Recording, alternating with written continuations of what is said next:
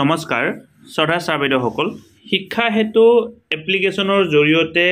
শিক্ষক আৰু ছাত্ৰ ছাত্ৰীয়ে যি লিভ অৰ্থাৎ ছুটি ল'ব লাগিব তাৰ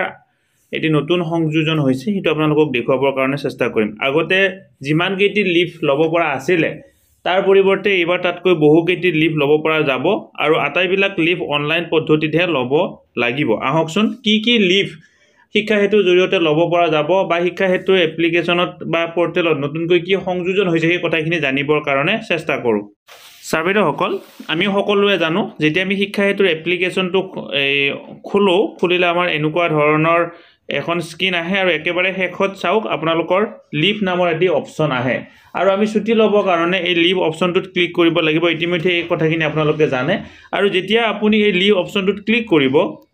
তেতিয়া আমাৰ এনেকুৱা ধৰণৰ এটি পেজ খোল খাব ওপৰত চাওক শিক্ষা হেতু অসম বুলি থাকিব তলত লিভ বুলি থাকি এটা প্লাস চিন থাকিব আমি প্লাস চিনটোত কি কৰিব লাগিব ক্লিক কৰিব লাগিব যেতিয়া আমি প্লাস চিনটোত ক্লিক কৰিম ক্লিক কৰাৰ লগে লগে এটা নতুন পেজ খোল খাব আৰু এই পেজটোত আমি কি কৰিব লাগিব লিভৰ কাৰণে এপ্লাই কৰিব লাগিব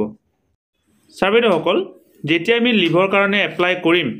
কৰিবৰ কাৰণে চেষ্টা কৰিম তেতিয়া আমাৰ যেতিয়া গোটেইখিনি তথ্য আমি ফিলআপ কৰিম কেনেকুৱা ধৰণে ফিলআপ কৰিব লাগে পৰৱৰ্তী পৰ্যায়ত দেখুৱাম যেতিয়া আমি ষ্টাফ হিচাপে এপ্লাই কৰিলে চাওক ইয়াতে আপোনালোকৰ নতুন সংযোজন হৈছে আগতে মাত্ৰ 3টা আছিল তাৰ পিছত 4টা কৰা হৈছিল এতিয়া ভালে কিটো দিয়া হৈছে প্ৰথমতে চাওক gradual leave CL maternity leave যেটো মহিলাসকলে পায় আৰ্ন লিভ তাৰ পিছত চাইল্ড কেয়াৰ লিভ তাৰ পিছত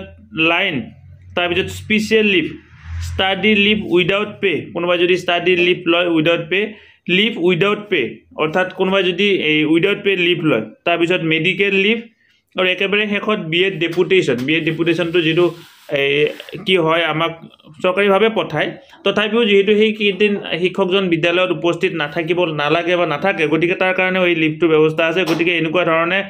1 2 3 4 5 6 7 8 9 10 প্ৰকাৰৰ ছুটি আপুনি কি কৰিব পাৰিব এই শিক্ষা হেতু এপ্লিকেশ্যনৰ জৰিয়তে ল'ব পাৰিব কিন্তু আগতে কি আছিল আপুনি লিভত এপ্লাই কৰাৰ লগে লগে আপোনাৰ লিভ এপ্ৰুভ হৈছিল এতিয়া কিন্তু এপ্ৰুভ নহয় তাৰ বেলেগ প্ৰচিডিউৰ আছে প্ৰচিডিউৰটো পৰৱৰ্তী পৰ্যায়ত আপোনালোকক দেখুৱাবৰ কাৰণে চেষ্টা কৰিম ছাৰ বাইদেউসকল এই ভিডিঅ'টো যদি এইখিনি কথা ক'লো নিশ্চয় আপোনালোকে ভিডিঅ'টো যদি উপকৃত হৈছে আৰু ভিডিঅ'টো যদি উপকৃত হোৱা বুলি ভাবিলে অনুগ্ৰহ কৰি আমাৰ চেনেলটো সাবস্ক্ৰাইব কৰিব ভিডিঅ'টো আগলৈকে ফৰৱাৰ্ড কৰিব আৰু আমাৰ ফেসবুক পেজ নলিনীকান্ত ডেকা যদি আপুনি ফলো কৰিব বিচাৰে আমাৰ ভিডিও ডেসক্ৰিপচনত লিংক দিয়া আছে তাত গৈ অনুগ্ৰহ কৰি ফলো কৰিব ধন্যবাদ শ্ৰদ্ধা ছাৰ বাইদেউসকল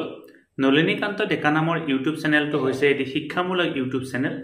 এই চেনেলটোৰ জৰিয়তে আমি শিক্ষক ছাত্ৰ ছাত্ৰী অভিভাৱক আৰু বিদ্যালয়ৰ কাৰণে উপযোগী কিছু ভিডিও প্ৰস্তুত কৰিবৰ কাৰণে চেষ্টা কৰোঁ আপুনি যদি পোন প্ৰথমবাৰৰ কাৰণে এই চেনেলটো চাইছে